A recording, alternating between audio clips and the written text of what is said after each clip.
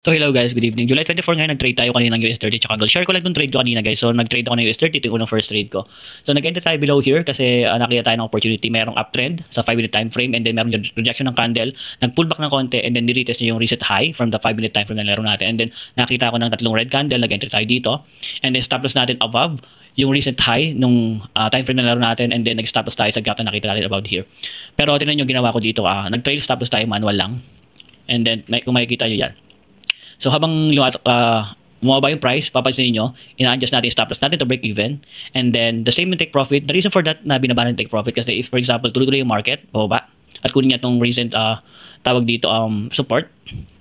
So yung kita natin hindi nalimitahan dito lang sa part na to. So mas malaki siya. So if ever lang naman yan. So in this particular one hindi siya nagganon. And then tingnan natin ano nangyari. So in-adjust ko yung stop loss ko, nag-trail tayo. And then adjust and then adjust ko ulit.